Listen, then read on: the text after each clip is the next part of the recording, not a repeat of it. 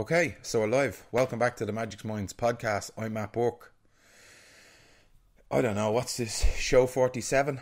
And our third or fourth video interview. This is getting easier. It's definitely getting easier. It's definitely getting easier for Dottie. Dottie's snoozing over there in the background. So yeah, welcome back. Welcome back. I've just changed the angle of the camera just to mix it up really. Apparently you couldn't really see me from the last video. So I just said I'd do it a little bit closer. And I'm probably, because I'm getting a lot more comfortable, I decided I'll do it this way. So hopefully this works for you. Thanks for the feedback about Craig O'Brien's interview. Fucking what a sound lad, you know. I've got great time and I've a lot of respect and love for boxing and boxers. But you know, it's a tough career. He had a great win the weekend in Boston.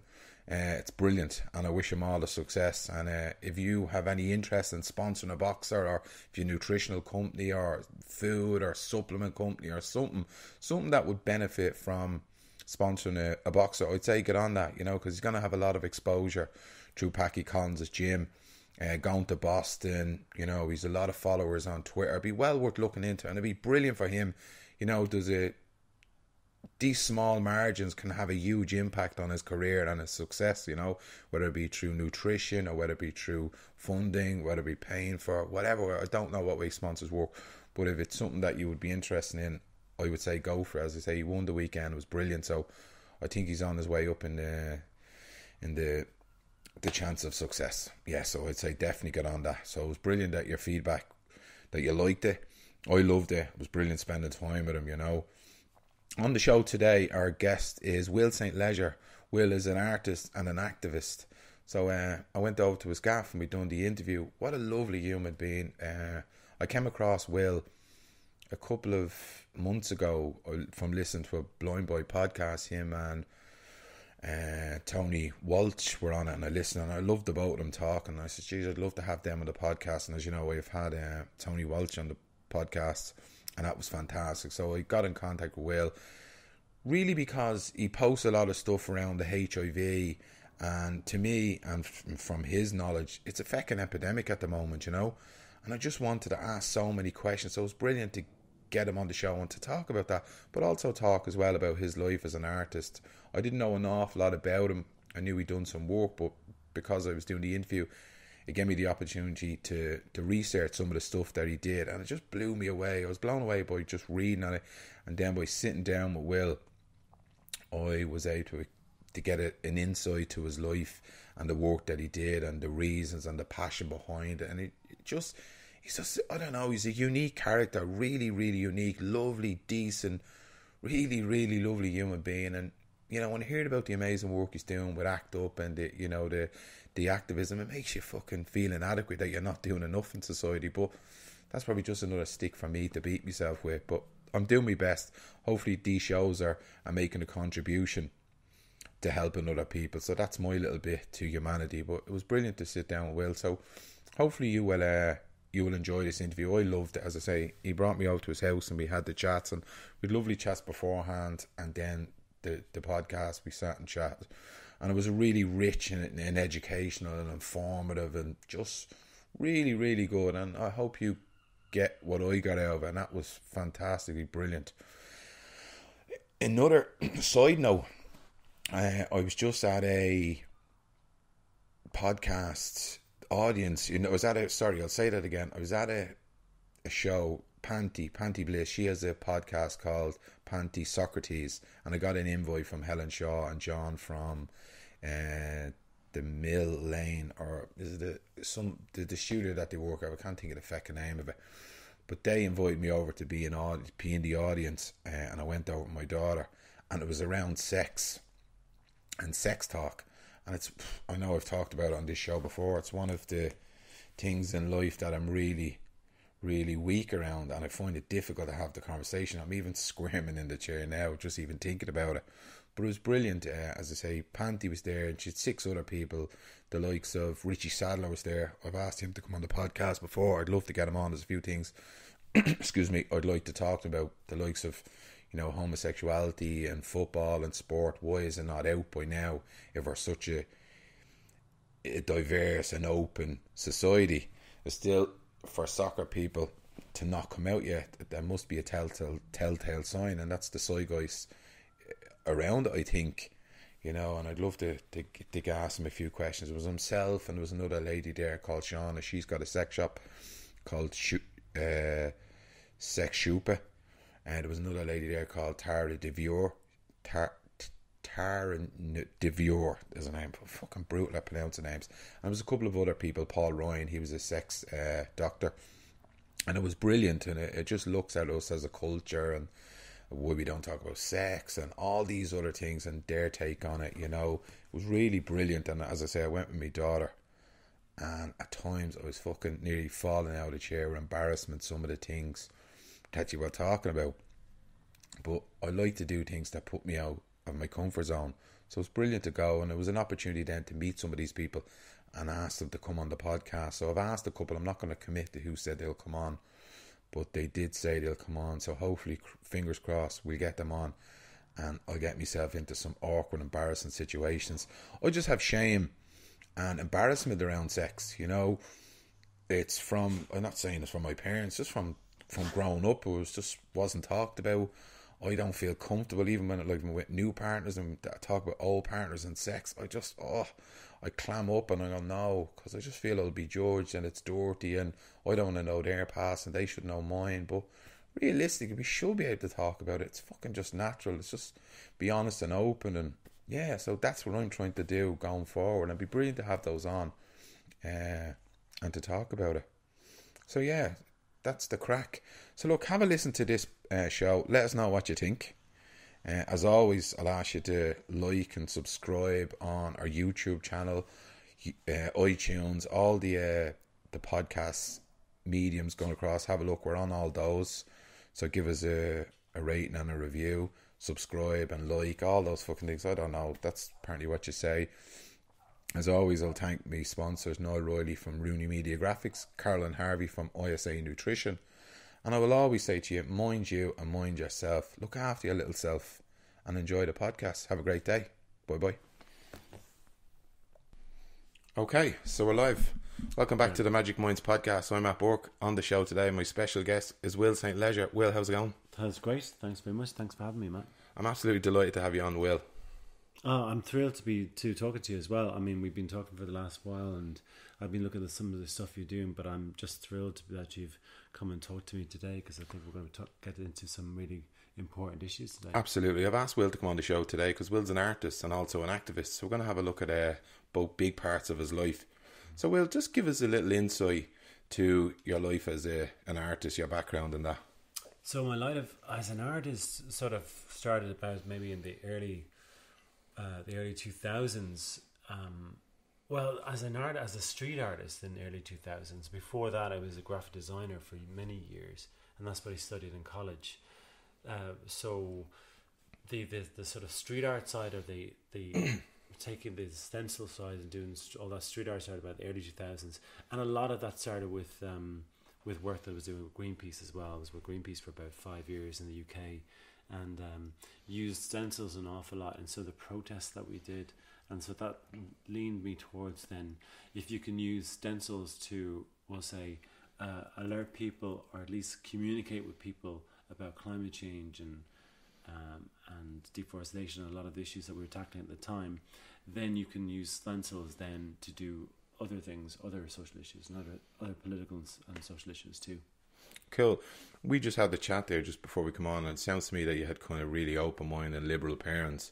How was it broached for you when you grown up and you decide I want to be an artist? Because a lot of kids are turned off that, and I'm sure from your age and my age we're very similar. How was that picked up when you were a kid that you want to be an artist? And I was just encouraged all the way. Yeah, I was encouraged all the way. Both my parents were creative and still creative. My father was a really good artist, and he wasn't working as an artist. He worked in the forestry. I think there was a little bit of regret there that he never went to our college and did anything like that. But he certainly encouraged me and anybody in the family who was creative to do that. The same with my mother as well. She's creative as well and does art as well. I go back home and there'll be a new painting that she'd show me or whatever, and she'll do writing, and he used to do writing as well. Yeah. Wow. So I came from a creative background, so everything was encouraged. So I was very lucky that way. Even in school, because I know any of the schools that I've been in, you know, art, and even to this day, I was only recently, my daughter's, about 2 years ago, my daughter was at graduation and they were at a talk, and, you know, art wasn't talked, it was more like, you know, do a trade or do the veterinarian or do some of that, but no creative side or was seemed to be talked about. What's your thoughts on that? School was very good. From primary school was good, but also I went to in the town that I came from, Clonmel. There was a Christian Brothers school, or the high school, which is a Christian Brothers school, and then there was the RTC, the tech, what they call the tech or vocational school. So I went to the tech, and it was all about woodwork and metalwork and art and stuff like that. They didn't do art in the other school at all. It did as a separate subject if you wanted to, but no one really did it. So I just happened to go to good school too, and our art teacher was pretty good. I mean, a little old school for my tastes, you know, but, you know, he'd be there a while. You know, every painting had to start with like an underlay of yellow ochre. You had to outline everything in yellow ochre first and then paint it. I have no idea. He never really explained it. You never got to the bottom of that. One of life's great mysteries, is it? Life's great mysteries, yellow ochre and everything, you know. And do you ever use it to this day? Does it ever creep into anything? Apart from putting yellow ochre on my toast before before butter, no. I don't know. No, it'll never come into. No. Oh, actually, maybe one thing it does. Maybe if I was outlining something or spraying something beforehand, I'd use a light colour, but it wouldn't necessarily have to be a yellow ochre. It could be a light grey.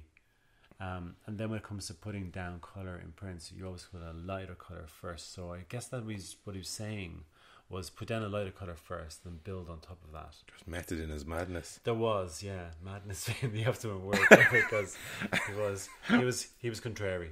That's all I'll say. Brilliant. You do Dublin tours. Yeah, I do. Give us an interest. Give us a little insight to that. Yeah, I do street art tours for a part of Airbnb experiences. So I do tours.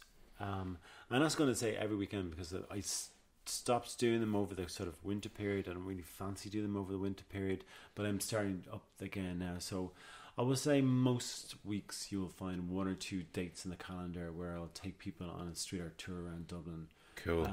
Mainly around the Temple Bar area. It's very rich in a lot of large scale and small scale work. You wouldn't really think it by looking at it, because you think of Temple Bar as kind of like that, you know, sort of tourist trap, but there is some really big scale work and some interesting work there. And then around the sort of South Great George Street area too, there's lots of work there too.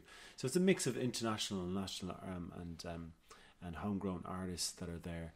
And I love taking people from different countries and showing them the city, but using the sort of the visor of street art as a way of discovering the city. You know, and I get them to look out for, one of the things I set them a challenge of is to look out for particular pieces of work as we go along, because I don't want them to look at the shops. I don't want them to look at the landmarks. So keep their focus. Yeah, and afterwards they say they can't unsee street art then, which is great, because you open up their mind to something completely lovely. Yeah. There's a lot of mindfulness in that. I know it's all the rage and it's deadly. Yeah, it is. And also as well, the idea is that when you start to do that, then you can investigate every city by using that scale of only looking for street art.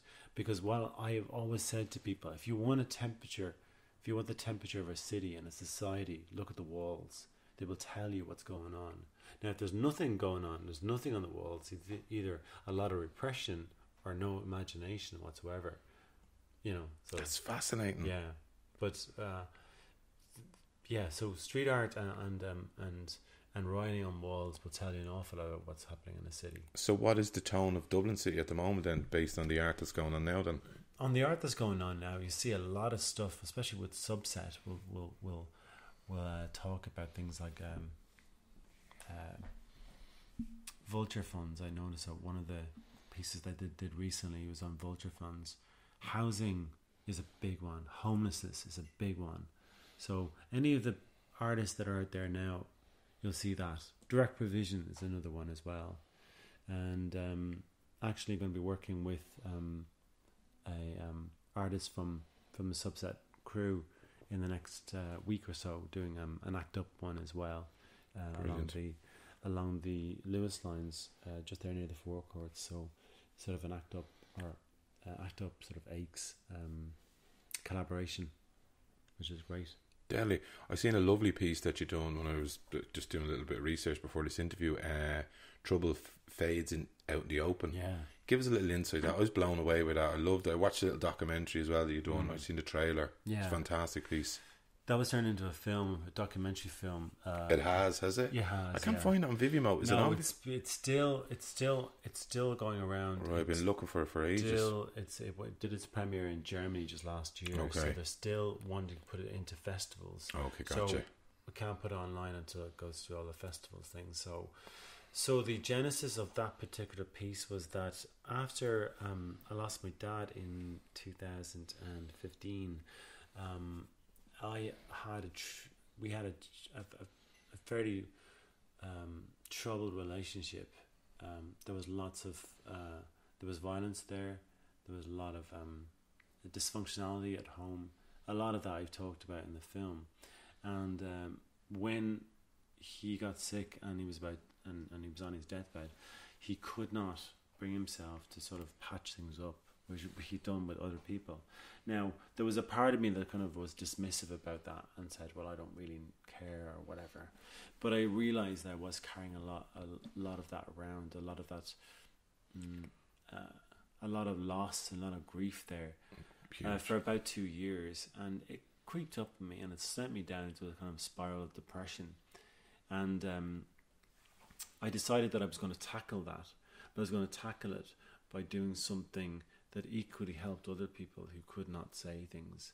And so writing things down, of course, is a very important part of unburdening ourselves, or at least seeing, tangibly on paper what it is that's going on in your head. It stops all this bouncing around and stuff. You're nearly putting it on a whiteboard and going, look, and you have those light bulb moments. It is, because our thoughts, in a sense, they're, for want of a better word, are not real in a very tangible sense. Yeah, you can't believe them. And it's only when you see them as words, it's only when you see them as art, when you see them as music, that then they have a form that you can investigate, and also a form that can bounce back at you as well. So you get the self-referencing thing going on.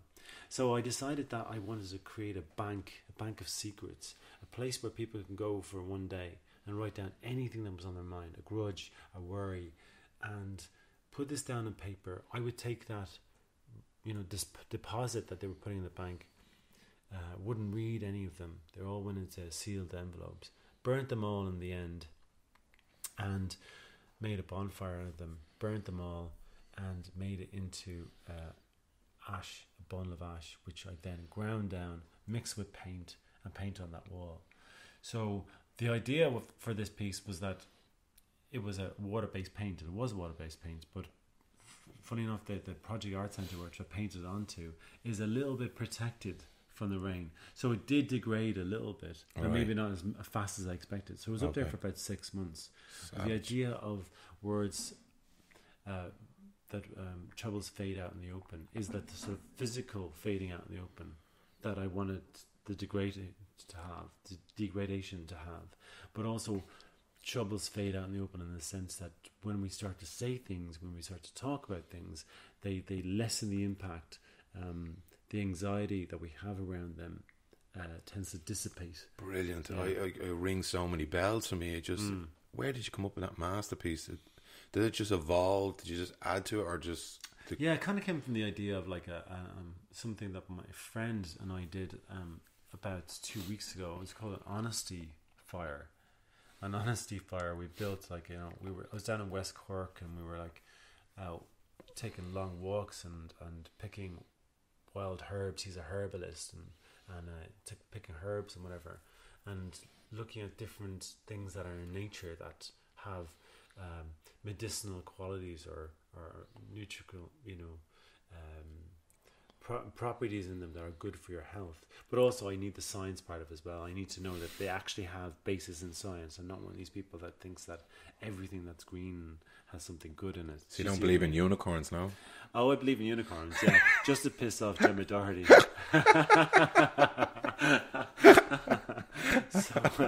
They're real, Gemma. Yeah. Yeah. They're real, and they're building conspiracy.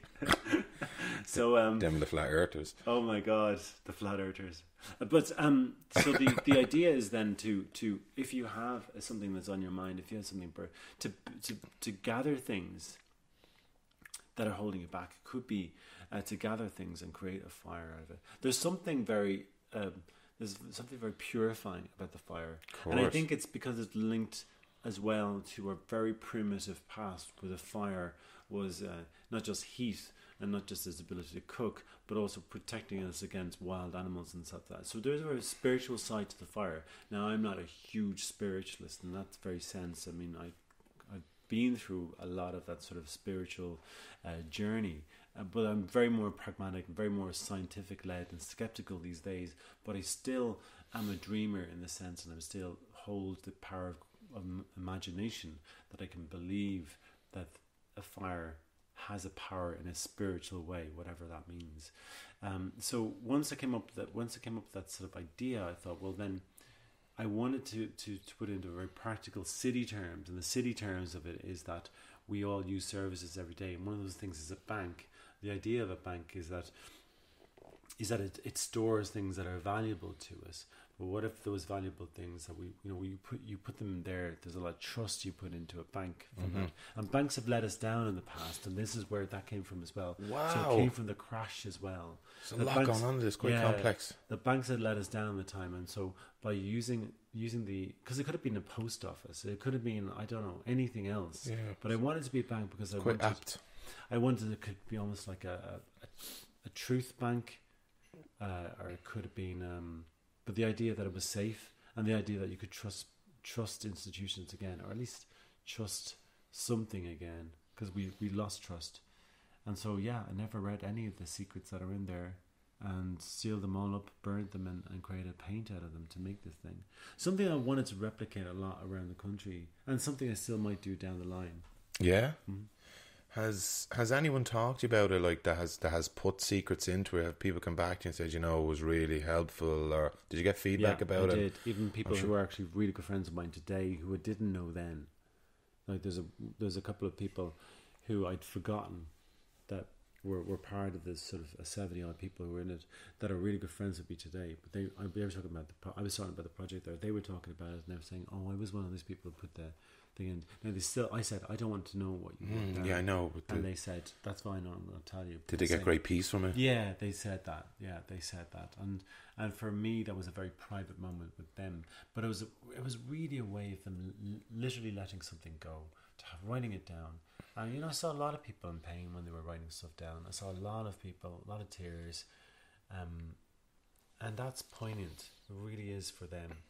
But I felt by handing it over to me and trusting me to do something cathartic with it, to do something transformative with it, didn't mean that they were handing it over literally to somebody else to take care of. And that was huge for me. And from that time onwards, I mean, literally from the time I put down the brush, the unburdening of the depression and the feelings I had towards my father changed dramatically. And I used to have bad dreams about our relationship all the time. I mean, at least once a month I would have a bad nightmare or a bad dream about it, and I haven't had one since. This is like from the day that this happened. In fact, I've had 2 good dreams since that my mind completely made up. I mean, which is bizarre because, you don't expect your mind to kind of mix up about something that never happened. But, it is one of these dreams that's surreal. It's just one of these natural dreams. But it was complete. It was all a piece. It was all good. So you got great closure from it yourself. So yeah, brilliant. It's deadly, and it's amazing the power of art, isn't it? It's incredible. I mean, it's amazing the power of the mind as well. That's what it is, So I guess there's a lot to be explored there, in terms of how art can help societies to at least face things. I'm not saying that art is going to be things that solve things, but at least what it does, it flags, it points out maybe the whole reason for art and for the reason for being an artist is to be a conduit of truth in a sense. I know it's there's a little bit of it's my truth in a sense, but I try to read society. I try to read the temperature of cities and gauge this current zeitgeist of way people feel about the moment, because I feel that sometimes too, and trying to be open as well, and that's really important, to be open to new ideas and to be able to change your mind about something. That's very important, you know, especially when you're presented with a new way of thinking. People find resistance to new ways of thinking. And, you know, when it comes to things like people's genders expressions and stuff like that, we have this binary idea, or I had binary ideas of what gender was when I was younger, because I didn't know anything else other than that. But more and more I'm finding people's gender expression that is not binary, and so accommodating their gender expression is important to them, but it's also important to me, and seeing that the world isn't a black and white place, you know. 100%. Wow. You done a piece called Landmines. I was reading up, and it looks like a fantastic piece. Give us a little insight to that. Yeah, that was the 1st of April 2007 that I put about 100 landmines. So I say landmines, they were enamel plates that were turned upside down, painted green with a skull and crossbones and the words landmine on it. Put them around in parks and some playgrounds around Dublin. And the reason for that was that the 4th of April was the International Landmine Awareness Day, and I wanted to highlight the use of landmines, particularly anti-personnel landmines around the world. Every 20 minutes there is somebody who's maimed or killed by a landmine in the world. Landmines are, you know, we classically think about places like Cambodia and Vietnam and stuff like that, but they're everywhere, about 70 countries around the world. And for different uses, some of them are historically left over from different conflicts. Some of them are still being indiscriminately used in other countries in the Middle East. But then you get some places like Bolivia and Colombia where they're being used by drug cartels to protect their coca plants from people coming into the area as well. So there's lots of different uses for landmines. But landmines do not discriminate. They have no ability to tell. You know, so it doesn't matter whether it's a child or a woman or a soldier. They're just one of the nastiest pieces of our ornaments or a nasty piece of weapons that you find out there. So the idea with it was to put landmines in the ground around Dublin in order for people to come across them, in order for them to truly understand, in a sense, just for a moment, what it would be like to be in a situation where there was a landmine. Because I could stand there in a corner and give you a leaflet about landmines issue around the world, and it doesn't really mean anything to you. I might educate you. It's all intellectual knowledge, but right. It's not emerging awareness, you know. No. It does not tangible feel like it's... Yeah, that's right. And that's the thing for me. I think that feeling something and knowing something is quite different. So I'm there not necessarily to educate people, but to motivate people. So if your motivation is to say, I'm not going to go anywhere near that, or oh my God, what is that? That I think goes beyond the sort of educational into the motivational, and then it gets you thinking about the sort of the very practical, the very real sense. It makes it real. That's what it is. And once you have emotion, you get the hook. You get buy-in. You do. And then anybody who picked them up, which lots of people did pick them up as well, was rewarded with a signed piece of work. So each one was signed, and there was a label on the back telling you about the issue and what the project was. Savage. And they were all numbered 1 of 100. So yeah, class. Yeah. So if you are brave enough to pick them up, then you get one. Really? Yeah. I saw somebody pick one up actually as I was walking away, and picked it up and looked behind it, and I thought, oh, that's really cool. Somebody picked it up. Class. And then they threw it to the dog like a frisbee, which I thought was brilliant. I actually thought it was even funnier, because then I thought about making a stencil of somebody throwing a landmine and this dog jumping up to get it. Fucking hell, brave dog, eh? Yeah. I seen another lovely piece you done. These colours don't run. And Altogether Humans. I was looking at some of your work. I was blown away. I follow you on Twitter, but I didn't look into your work as much as I did over the last couple of weeks, and I've been really blown away by it. Yeah. Some really great pieces. Yeah, I mean, a lot of those come from words. I'm very interested in words because words, for me, one of the main things I always say is that words have inference, not necessarily meaning. That when you say a word, you infer something, but the meaning is all relative to the person who's listening to it. Like perception is reality. Yeah, for sure. So when we say words and we have sometimes to clarify what those things are.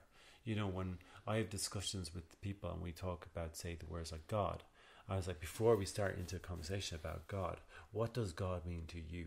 Because we need to have a sort of a basis of of understanding about what it is. You know, that it's that we're communicating on the same thing. Yeah, that we're talking about the same thing. Yeah, exactly. So that's why, for me, words have power. And so what I do like doing is taking things that have an established meaning or an established inference and changing the way that they're structured so that they have a different meaning, or at least they have two meanings, depending on where you go.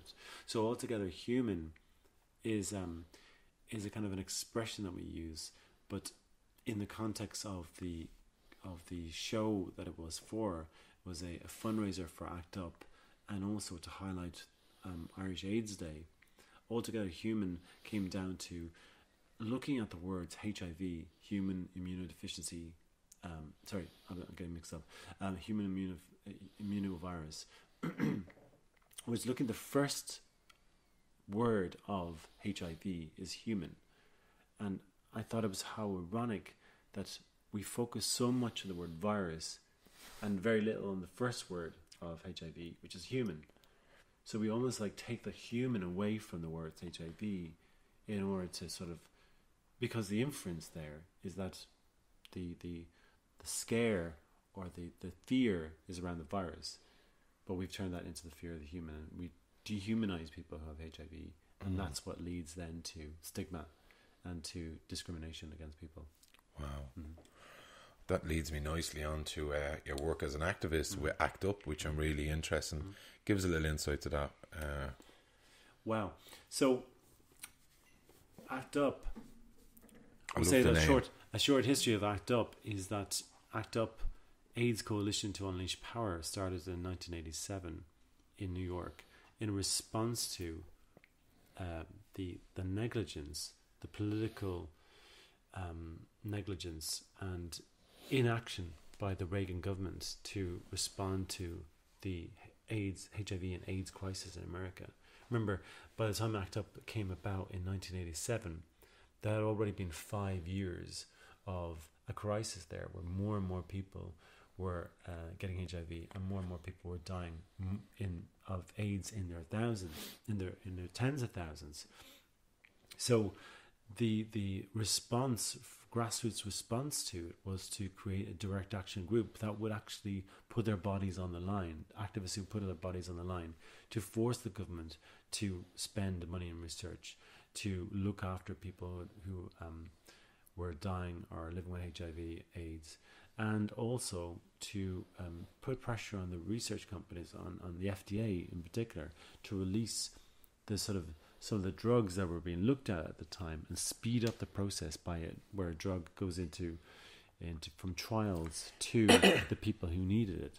So it's a direct action group, really. And ACT UP at its height in the 90s had about 140 chapters around the world. So they're an autonomous group, so anyone can start an ACT UP around the world. I guess that you just stick to its main mission, and that is, ACT UP is a diverse, non-partisan group of individuals united in anger, committed to direct action to end the HIV and AIDS crisis. Wow. And so we here in Dublin or in Ireland recognise from about 2015 onwards that we were seeing an upward trend of newly reported HIV diagnoses, and it progressively got worse, and there were lots of people out there saying we need to do something about it. And it was a guy called Robbie Lawler and a couple of other people who got together, and I think I went along to the second meeting, and I just threw my all my weight into it and all my energy and time into it, because I too had recognized back in about 2015 that there was a crisis on its way, and I wanted to do something about it. And so we immediately rallied people together. We put pressure on government, on NGOs, on state agencies, and put pressure on either through direct actions or through protests. And one of the main things we did is went out there and gave people information about prevention strategies, and we did a lot of work, and we're still doing a lot of work on trying to get PrEP, which is a anti-HIV drug to be given to people for free in this country as well. Just when we talk about crisis and epidemic, to me it's an epidemic. My figures were wrote down here was in 2018 was a record number. Yes. I think 531 people were diagnosed in relation to people dying by road traffic accidents. 148 people. But yet you see things on the news all the time, campaign and wear your seatbelt, all this kind of just. Why is it not? Why is it not? That's a good question, actually, and something that Una Mullally pointed out in a piece that she did recently for the Times, where she's saying, you see national campaigns for putting gum in the bin, but not a single national campaign for protecting yourself from HIV. Now, I need to kind of like parse this by saying, if somebody is living with HIV, they can and on treatment, they can live as good a life and long a life as anybody else. And these days, because the treatment is so good, that anybody living with HIV on effective treatment cannot pass on HIV to another person sexually. There's a number of studies. I mean, huge studies have done it. 4 studies, thousands and thousands of participants, and categorically 58,500 times people had sex, and I think there was study. 888 couples that was studied. That's right, and not one single 58,500 times they had sex. That's a lot of fun. That's a lot of hanky panky, and there was no and no transmission, not a single one. That's only one of the studies. There was 3 studies, and then that was a partner 1 study. The partner 2 study was sponsored by Mattress Make, I wonder. I don't know, but you know what, he should make a few quid out of that. Should have got his name in there somewhere. Maybe the next study. Yeah. Mattress Mix. It's a lot of mattresses as well. A lot of fucking mattresses. A lot of mattresses. So the next study was the Partner 2 study, which focused, because that 888 couples was a mixture of heterosexual and gay couples. This next study, the Partner 2 study, which the results of that came out last year, was only of gay men, and it produced the same result. Not one single transmission of HIV from HIV positive partner on effective treatment and undetectable to a HIV negative partner, not one single one. So the science is clear. If a person is living with HIV and they are on effective treatment, which means that their medicine is working properly and they are undetectable, that is, you cannot detect the HIV virus in the blood, it doesn't mean they're cured, it just means that they have an undetectable viral load. It is so small, it cannot be passed on to another person sexually. Now, that piece of information is the most important information you're going to find here in the podcast today, because that limits the amount of fear and stigma that a person has about getting tested in the first place.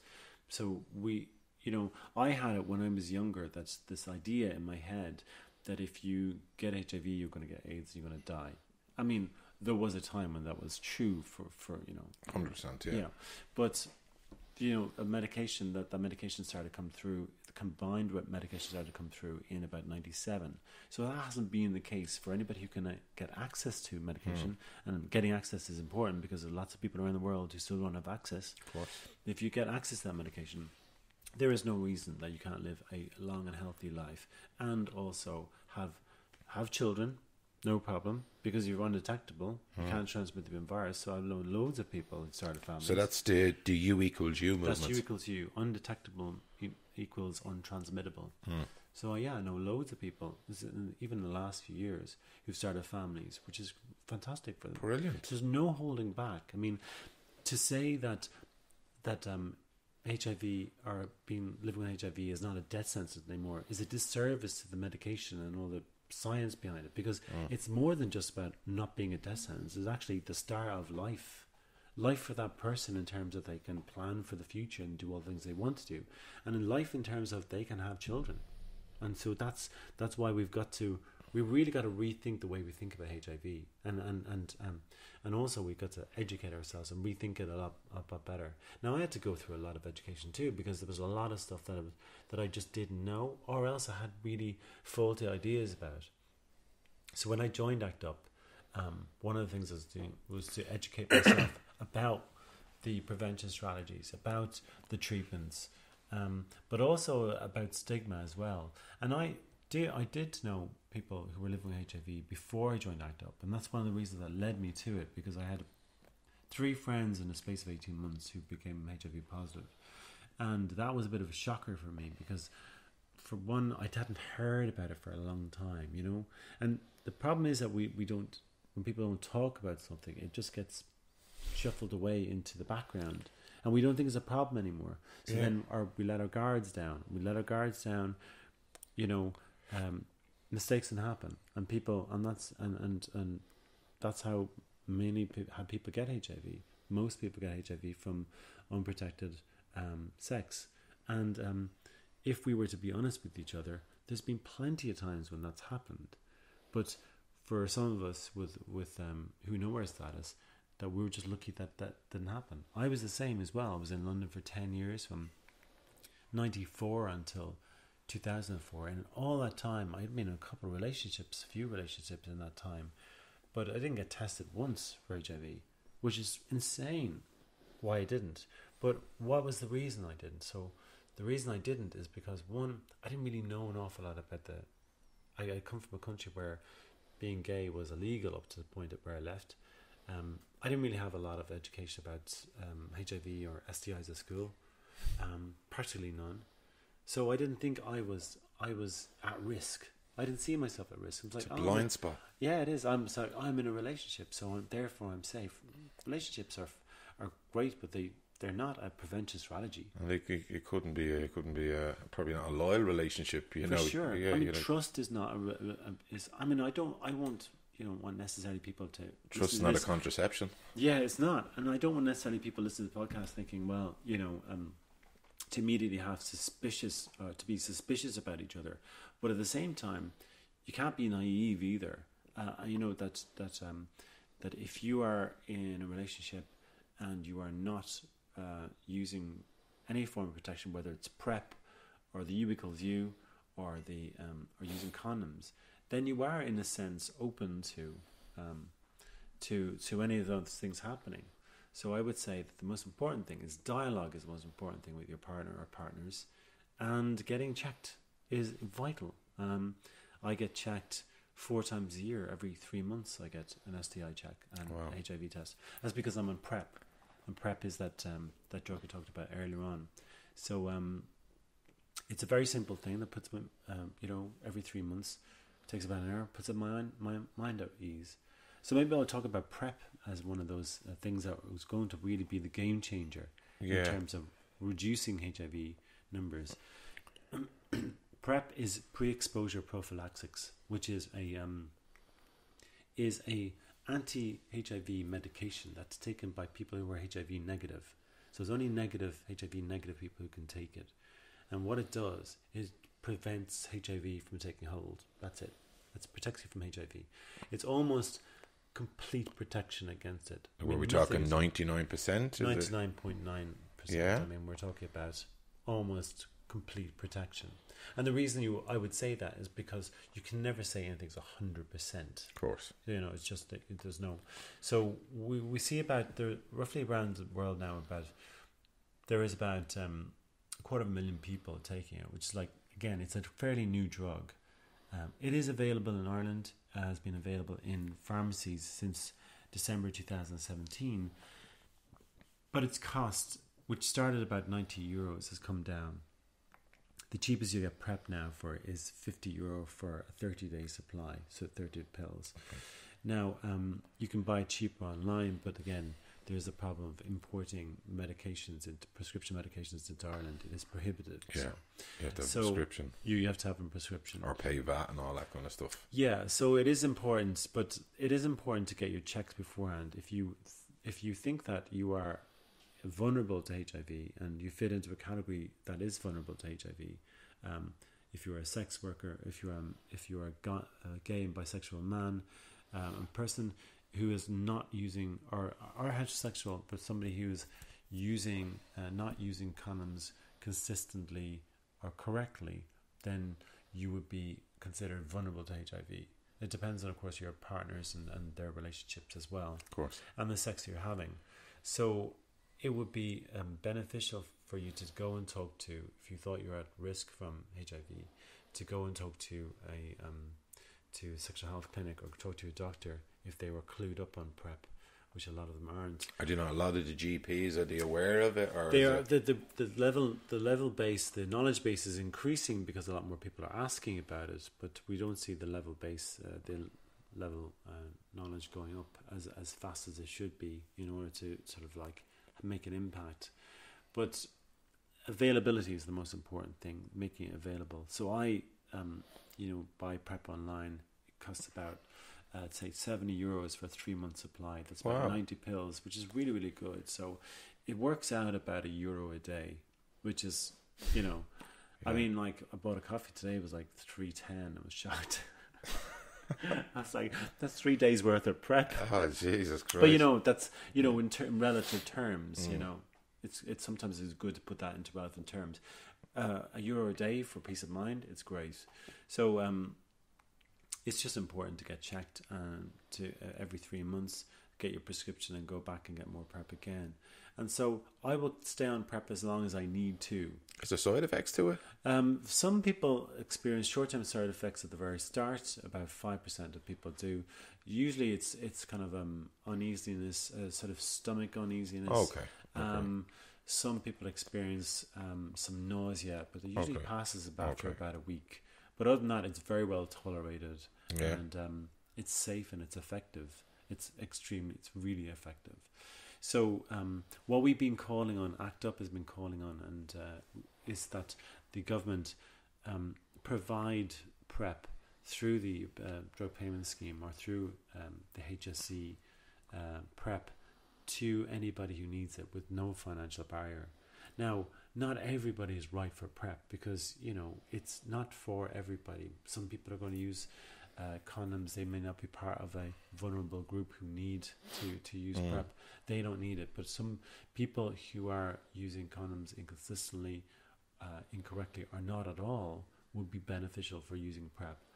So, people might listen to this and say, well, why don't people just wear condoms? Why, this sort of one size fits all sort of response isn't actually the way the world works at all, because everyone's relationships are different, and there's lots of reasons why people use condoms inconsistently. Of course, some of them is just a practical sort of like where people get carried away, and they don't use condoms, or they carry them and intend to use them, but they don't, or they rip. I mean, that accidental, condom usage or breakage is not as common as sort of not wearing one in the first place. But we all know, and we've all been in those situations. And if you haven't, well, congrats for you for consistently using them all the time. But the actual real world experience is that there have been plenty of times we've just let it slide. And even in the government reports, when they're looking at sex and attitudes, they were asking people, when the last time they had condomless sex with a person who was a new or casual partner, and they're saying, what was your reason for not using condoms? And the answer was, I trusted the person not to have an STI. Oh, no. Again, it comes back to the idea, trust is not a prevention tool. It's not a contraception, yeah. It's not a contraception, and it's also won't protect you against HIV or other STIs. And from my chats with microbiologists from my college and that, viruses can pass through condoms as well, Not all of them are virus proof. Yeah, I think that, to be honest with you, I don't know any of the sort of science behind the sort of viruses passing through it, but like condoms are very, very good at protecting against STIs, including HIV. However, they have to be used in the first place. Of course, if they're going to do that. true.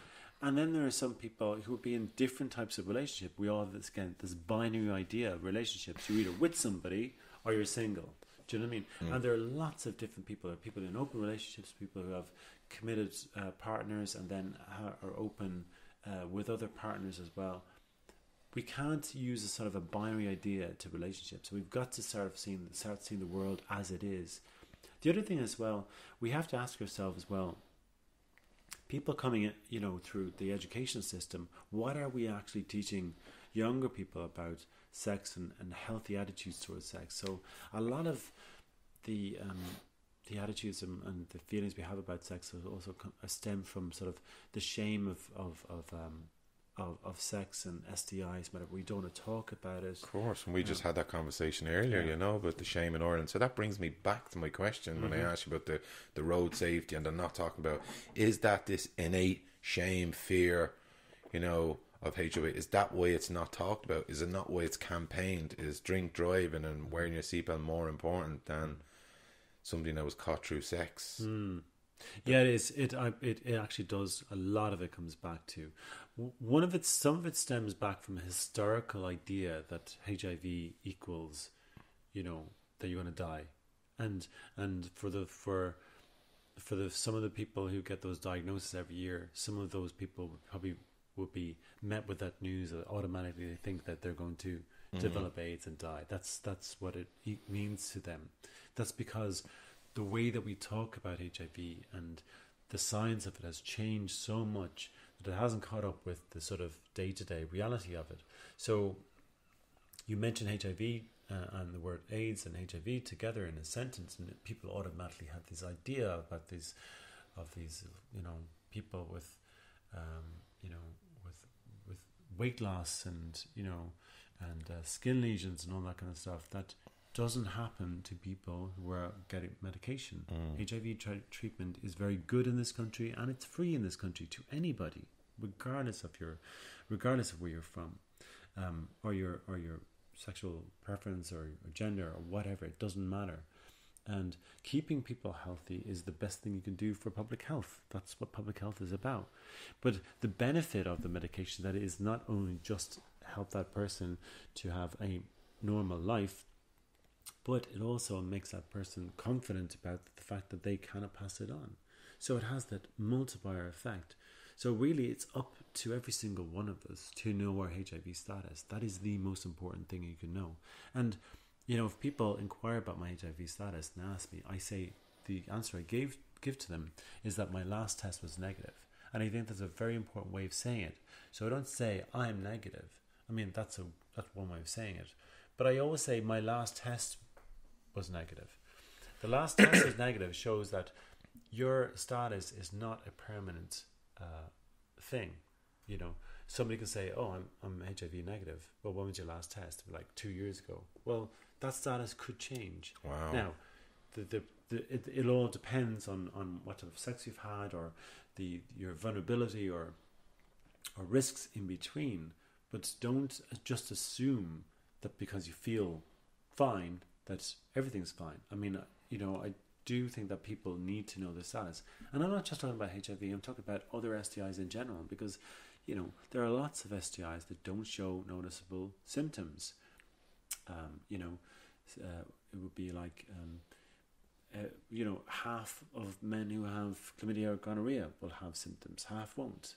I mean, in women it's higher. It's like, it's only like, 3 out of 10 women will have symptoms of chlamydia or gonorrhea, particularly with chlamydia. So again, there are these STIs that are dormant, and they're bacteria and they can be easily treated, but they can only be treated if you know that they're there. So test regularly, go to your local GP, and think about your sexual health in the same way as you do about your eyes or your ears or anything like that, or your teeth. We do all of these things. We go to the gym, we spend hundreds and thousands on ourselves and how we look and whatever like that. Physical appearance. Physical appearance, because of the gym, we get our teeth whitened, and we do all these cosmetic things, whatever like that. And and the one piece of joy you get, is having sex, is like, have a look after that as well. Your bits are not invisible. I fucking hope they're not. Exactly. So treat them like any other part of your body. Wow. Something that needs to be looked after. Something that needs protecting, but also needs some respect as well. So I think we've got to change our attitudes towards it. How do we change the attitudes though to bring? Because I think everything should be down to education. Mm-hmm. We educate kids. Like, if I was educated when I was in school, how do we change that piece? Well, it actually is it's a holistic approach to it, because it isn't just about education in school. Saying it's just about education in school is then, I guess, passing it off then, because those conversations need to be extended into the family home. They need to be extended into peer-to-peer education amongst young people, talking to each other about sexual health and healthy attitudes towards sex and consent and all those other things. So it is a holistic approach, in the same way that when you go to the ideal thing is that the conversations that your parents are having with you at home, even though they're probably embarrassing for a teen, but parents need to modulate the way that they talk about sex and healthy sexual relationships with young people.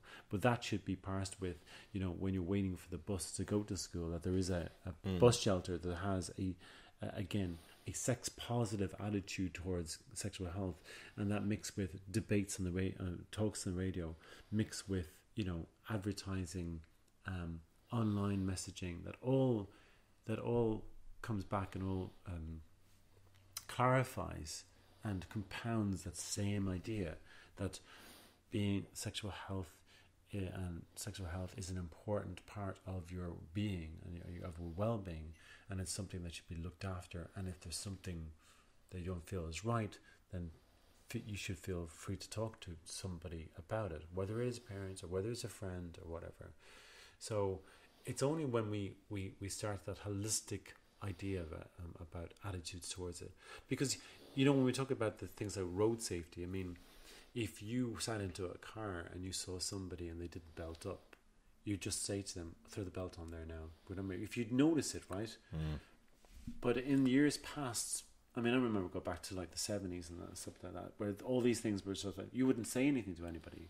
I get into a car, get into a taxi with friends, whatever, and there's like three of us in the back row and the person in the middle hasn't belted up. I'm like, throw that on there now.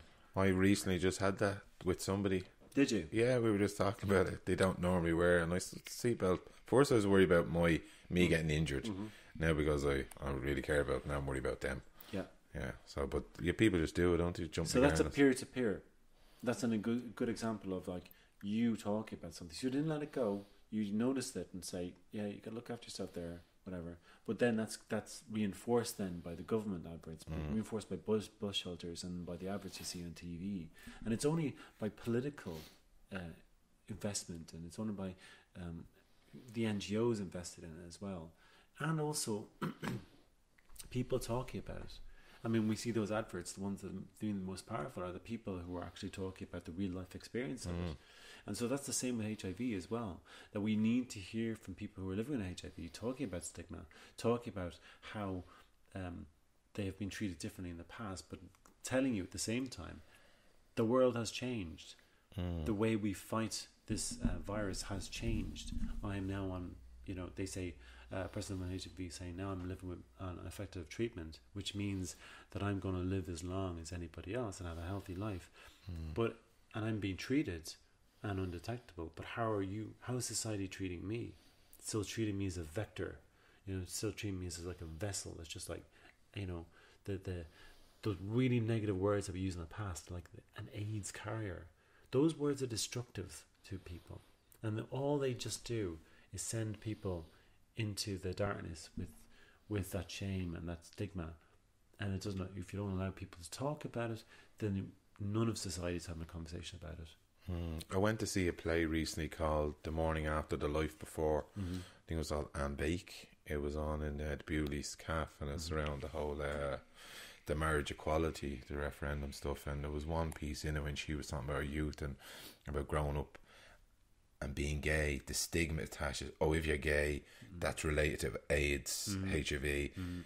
Have we moved away from that, do you think? I think we've moved away from that, but I think that they in some ways, it's hard to kind of like measure it, because I've different experience of it myself. But like, one of the things that when I was younger, like looking at the Sunday World with lots of AIDS stories on it, everyone from like Rock Hudson to say Freddie Mercury in the 1991, which by that stage of starting college, I knew I was gay, but at the same time I would not tell anybody. But there was a correlation in a sense that about being gay and HIV. But like for me, I was never going to, or didn't want to, or was too afraid to have any contact with same-sex partners. So for me, it wasn't necessarily something I thought about, but it certainly kept me fearful.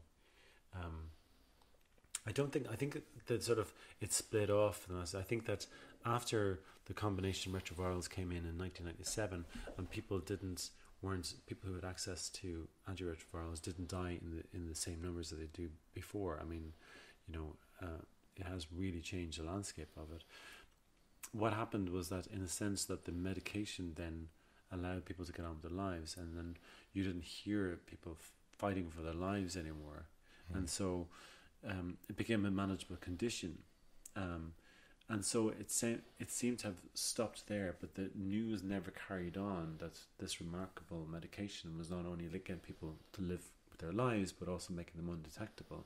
So we never caught up. It seems that we're emotionally and historically stunted around 1997. And so when we see a rise in HIV numbers in Ireland then in the last few years, people are really surprised. Well, I'm not surprised in a sense, because the government never, unlike other European governments, never moved in quite quickly and adopted the latest HIV prevention strategy, which is PrEP. Yeah. Whereas all the other countries around Europe had immediately taken it into a system, and they saw immediate drops. I mean, HIV levels in their country were dropping slowly and maybe stagnating, but then they saw significant drops, especially the UK. And Scotland is seeing huge drop in HIV numbers, particularly amongst gay and bisexual men, who are one of the most vulnerable groups. So it's a complacency, and still to this day we still don't have PrEP on the HSE, and we're promised it this year. But the glacial pace of change in this country is exasperating. But we are very determined, and I kind of like one of these like types of dogs when I get my jaw locked onto something. I don't lockjaw. Yeah, and we have ACT UP is growing an awful lot as well. So we've chapters in Cork and Belfast now as well. So it isn't just a Dublin centric thing, and that's very important as well, because we tend to think about issues like this, we tend to think about like the populist areas, but like there are people who are vulnerable to HIV everywhere in this country, and also they're not necessarily as well people who are born in Ireland as well. There are people in direct provision who are vulnerable to HIV. There are people who come to this country to try and make a life better for themselves, and within their own communities as well, they become vulnerable to HIV. And there was a study done there back in 2017, it came out in 2017, showing that the majority of migrants who became HIV positive did in the country that they went to, not from where they came from. Wow. So this idea that somehow the foreigners are bringing HIV in, that is just not true. The evidence does not support it at all. So we have a responsibility of people who live in this country, and as a responsibility for public health, to look after everybody in the same way. And so we're trying to break down those barriers as well. Fantastic. I read a lot on ACT UP, and I read lots of the posts that you have up, and a lot of words jump out at me, like war, fight, struggle, battle. There was loads of these really strong words, but what I get from them, from what I get from you and your work, there's still a lot of love, compassion, empathy. You're not battle hardened. I read a piece where you said people come along and they fight the good fight, they fall away. I don't get that from you, and I still see that you're practicing it again through love, compassion, and empathy, rather than bitterness and hardship. Would I be right in saying that? Yeah, it is, and that's an important aspect of it as well. You know, I've said before that if I'm out with a group of friends, and somebody says like a disparaging or ill-informed thing about HIV or something like that, or STIs or about sex, whatever, I won't jump down their throats. I won't challenge them. But what I'm very, very interested in is what a person believes and why do they believe it, because that way you can investigate and actually could help them to see something from a different point of view. If you jump at them straight away and say say something like that's if you jump at them straight away and be disparaging, you're not helping them at all. In the same way as that, if they're talking about HIV on the radio and somebody calls up and says, why doesn't just everyone wear condoms? Like, congratulations, you've actually provided no content or no solution at all to this issue. Because what you're doing is you're just having this one size fits all without seeing the nuance that's there. So yes, compassion is very important. Perspective and patience is also very important when you're campaigning as well. And I've learned that from my past with Greenpeace. It takes a long time for things to become better for some things. I mean, climate change is one of those things. I've been working on climate change. I was doing climate change actions when I was 16. Wow. That's 1988. And Wow. so, there like 2 weekends ago, there was a climate action protest with lots of young people involved, and looking at them, they're older than I was when I was first doing it. And how close are we to solving the climate change issue? We're still far away. I mean, I don't know if it's something that can be solved in the same way as the solutions they were putting forward in the 90s and the early 2000s. However, the compassion side is definitely one. If you don't have compassion, if you don't have empathy, if you can't speak to people and understand their vulnerability and their humanness, then you're not going to make an awful lot of strides to it. You try to appeal to people's human nature, and maybe try to get them to understand as well that people aren't black and white and things aren't as binary as they think they are. Yeah, well, that's what I got from your post. There was a lot of compassion, and it comes out in your work, and there's not a lot of hatred and hurt and anger. It's done in a lovely humanic way, and it's full of empathy. And I was doing more research, and I watched an interview with your sister, and you talked about a letter that you wrote to your mum coming out, and again, what jumped out at me, you were worried about what she would think, and she'd be worried about whether you were safe. Yeah. And then a letter you made it your business to tell her that you're safe. Yeah, I thought that was lovely. I was thinking from her perspective, and I think that's one of the traits that I try to do, is that when you talk to somebody, separate yourself out, particularly in a situation where it's confrontational.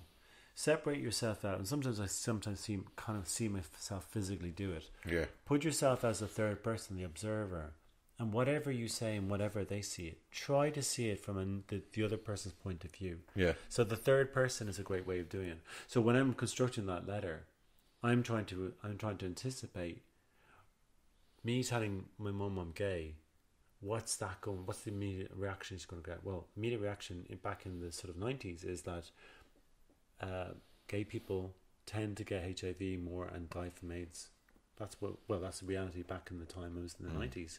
So how do you allay those fears? Well, say that I'm looking after myself, and I was, and despite not getting tested all through the 90s, I was pretty fastidious about using protection and using condoms. Well, there were plenty of times I didn't as well. There was not plenty of times, but there were the times I didn't. Oh, you fucker! the camera, battery. Yeah. Okay. Should we have the sound? Oh, Grant. So there was plenty of times that I didn't.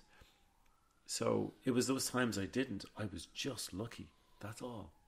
Not just, completely protected or anything like that, but I was just lucky. That's all. Wow. It's amazing. I love that you had that compassion, love and empathy in your heart. Look, we're coming up to an hour. I've took up a lot of your time. No problem at all. What's the one thing you would like people to take away from this interview after listening to your story? The number one thing is that a person who is living with HIV unaffected treatment cannot pass on HIV to another person sexually. That is the most important thing you remember today.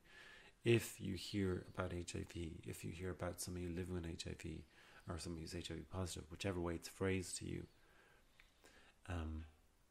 you have to know that they know their status. They're living with a manageable condition. That manageable condition means that they're on treatment. That treatment is free and to anybody in this country. And when that treatment is effective and that person is undetectable, they cannot pass on HIV to another person, and they can just get on with their life and have children and do all the things that you and I do, and should be treated as another human being and not as a vector for a virus. Will St. Leisure, thank you. It's an absolute pleasure to meet you. You're a lovely human being. You're in the same ilk as your good friend Tony Walsh, another decent, incredible human being. I'm blown away by your empathy. It's not just a job for you, you know. It's innate in you that you care about human beings, and that comes through your work, sitting here talking to you. It's a pleasure actually to spend some time with you. Thanks so much. I really appreciate it. Thank you so much.